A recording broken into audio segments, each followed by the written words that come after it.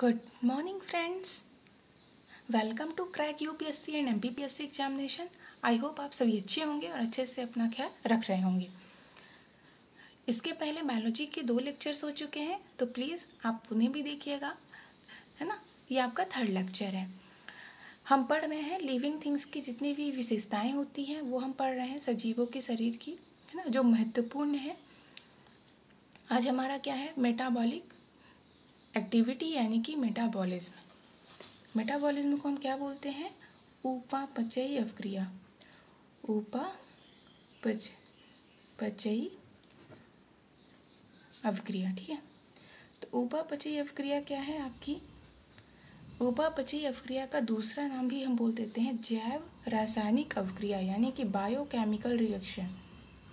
Biochemical reaction, ठीक है। तो बायोकेमिकल रिएक्शन हो गया ये। तो बायोकेमिकल रिएक्शन भी इसका नाम है और उपापचयी अवक्रिया भी इसका नाम है। अरे वाह। अब इसको और भी अच्छे से समझने के लिए हमें क्या करना है, जो मेटाबॉलिक अवक्रिया है ना, इसे हम 2 भाग में डिवाइड कर लेते हैं। कैसे? पहला इसका है एनाबॉलिज्म। एनाबॉलिज्म, ठीक है। हिंदी में बोलते हैं इसको उपचय, है ना। क्या बोलते हैं, उपचय। और वहीं पे दूसरा इसका क्या पार्ट है, कैटाबॉलिक। कैटाबॉलिक या फिर कैटाबॉलिक भी बोल सकते हैं आप, कैटाबॉलिज्म भी बोल सकते हैं ना, कैटाबॉलिज्म, ठीक है। हिंदी में इसको बोलते हैं अपचय, ठीक है। हिंदी में थोड़ा सा लगेगा कि एक ही लग रहा है, नहीं ऐसा नहीं है। ये उपचय है और ये क्या है, अपचय है, ठीक है। इसीलिए आप थोड़ा सा इस टर्म को ज़्यादा ध्यान रखिएगा, एनाबॉलिज्म एंड कैटाबॉलिज्म।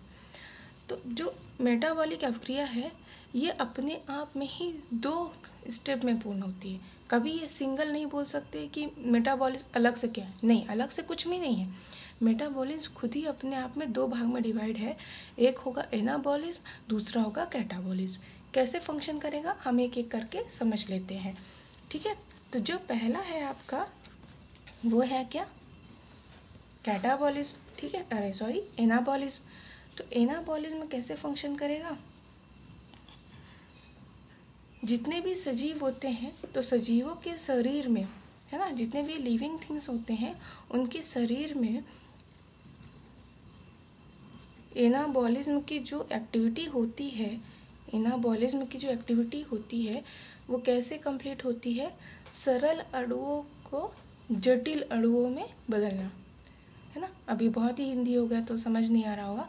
कहने का मतलब ये हो गया कि ऐसा कोई स्टेज जिसके द्वारा सिंपल मॉलिक्यूल किस में कन्वर्ट हो जाते हैं, कॉम्प्लेक्स मॉलिक्यूल में कन्वर्ट हो जाते हैं। कैसे? जैसे हम मान लीजिए अगर आपने आप अपनी बॉडी का अगर आप एग्जाम्पल लेते हैं तो आप बायोलॉजी को बहुत अच्छे से समझ जाएंगे। सपोज करिए आपने मॉर्निंग में जो भी चीज़ें ली हैं, है ना, अपने डाइट में, है ना, खाने पीने में, ब्रेकफास्ट में, तो उसमें जो भी आपने लिया है ना, तो उस कंटेंट में, उस फूड में क्या प्रेजेंट रहा होगा, न्यूट्रिएंट्स प्रेजेंट रहे होंगे। कहीं कार्बोहाइड्रेट प्रेजेंट रहा होगा, फैट प्रेजेंट रहा होगा, मिनरल्स, वाटर, विटामिन्स, प्रोटीन, है ना। टोटल 6 न्यूट्रिएंट्स होते हैं, ये आपके फूड में प्रेजेंट रहे होंगे। अब आपने इस फूड को लिया तो उस फूड का क्या कॉम्प्लेक्स फॉर्म आपकी बॉडी में बना। अब वो कॉम्प्लेक्स फॉर्म क्या था, ग्लूकोज, है ना। तो कॉम्प्लेक्स फॉर्म क्या हो गया, ग्लूकोज हो गया। तो क्या समझ में आ रहा है, समझ ये आ रहा है कि एनाबॉलिक एक्टिविटी के थ्रू जितने भी सिंपल मॉलिक्यूल होते हैं वो किस में कन्वर्ट हो जाते हैं, कॉम्प्लेक्स मॉलिक्यूल में, ठीक है। तो कॉम्प्लेक्स मॉलिक्यूल में आपकी बॉडी में जब आप न्यूट्रिएंट्स ले रहे हैं तो क्या बना दे रहा है, वो ग्लूकोज। तो ये एक स्टेप हो गया। अब इस स्टेप के द्वारा होता क्या है, इसका एग्जाम्पल हम समझते हैं। इसके द्वारा होता है आपके शरीर में ग्रोथ यानी कि वृद्धि, ठीक है। ये बहुत इजी है, आप अच्छे से इसको कैच करिएगा। तो एनाबॉलिज्म यानी कि अपचय का उदाहरण क्या हो गया, वृद्धि, है ना, कि आपके शरीर की जो ग्रोथ हो रही है, एक छोटे से बच्चे से लेकर के आप एडल्ट होते हैं, फिर आप वृद्ध हो जाते हैं ना, मतलब आप बुजुर्ग हो जाते हैं, उसके बाद एक लाइफ की प्रोसेस कंप्लीट होती है। तो ये ग्रोथ हो रहा है। तो ग्रोथ किसके द्वारा हो रहा है? एनाबॉलिज्म के द्वारा। अब वहीं पे इसका जो दूसरा पार्ट है हम वो समझ लेते हैं, कैटाबॉलिज्म।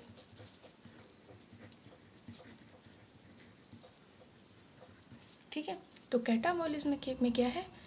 कैटाबॉलिज्म अभिक्रिया के अंदर ये होता है कि जितने भी अभी इसके पहले क्या हुआ था, जितने भी हमने न्यूट्रिएंट्स लिए वो हमारे शरीर में क्या बना दिए? ग्लूकोज बना दिए। अब वही ग्लूकोज, ये ग्लूकोज है C6H12O6, एक तरह का कॉम्प्लेक्स मॉलिक्यूल है, यानी कि जटिल है ना, कंपाउंड से बना हुआ तो जटिल है, तो कॉम्प्लेक्स मॉलिक्यूल हो गया। अब इस कॉम्प्लेक्स मॉलिक्यूल को क्या करना है? हमें तोड़ना है, ब्रेक डाउन करना है। ठीक है, तो ये जो कॉम्प्लेक्स मॉलिक्यूल है, जब ये टूटेंगे ना तो ऑलरेडी कैसे टूटेंगे? सिंपल मॉलिक्यूल में टूटेंगे ना, छोटे छोटे अणुओं में डिवाइड हो जाएंगे और किस में कन्वर्ट हो जाएंगे? सिंपल मॉलिक्यूल, है ना। तो कैटाबॉलिज्म अभिक्रिया ये हो गई कि ऐसी अभिक्रिया जिसके द्वारा क्या हो, जो जटिल अणु है वो सरल अणुओं में बदल जाए, है ना। और जैसे ये बदलेंगे ना, जटिल अणु सरल अणुओं में जैसे बदलेंगे तो आपको एनर्जी मिलेगी, तब जा कर के आपको एनर्जी मिलेगी, तब, जी हाँ, तभी आप काम कर पाएंगे। कैसे? ग्लूकोज था, ये सिंपल मॉलिक्यूल में ब्रेक डाउन हुआ, तो एग्जाम्पल क्या है यहाँ पे? इसका एग्जाम्पल है आपका श्वसन, यानी कि रेस्पिरेशन, है ना। श्वसन हो गया, उत्सर्जन हो गया, है ना। तो ये सब क्या हो गए? इसके उदाहरण हो गए। ठीक है, तो श्वसन और उत्सर्जन अपचय के उदाहरण है ना। श्वसन समझ पा रहे होंगे, ब्रीदिंग के थ्रू आप O2 एंड CO2, है ना। जब आप O2 इनहेल कर रहे हो, जब आप O2 लेते हो तो क्या हो रहा है आपके शरीर में? कैच करिएगा पॉइंट, मैं क्या समझा रही हूँ। जब आप O2 लेते हो तो आपकी बॉडी में जो ग्लूकोज है वो फास्टली क्या होता है? ब्रेक डाउन होता है, टूटता है ना, क्योंकि ऑक्सीजन क्या होता है? जलने में सहायक होता है ना, जलाने में, है ना, जलाने में सहायक होता है, जलाने में सहायक।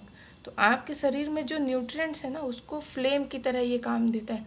जितना अच्छा आपके शरीर में ऑक्सीजन होगा उतना ही अच्छा आपका जो ब्रेक डाउन है ग्लूकोज होगा, है ना।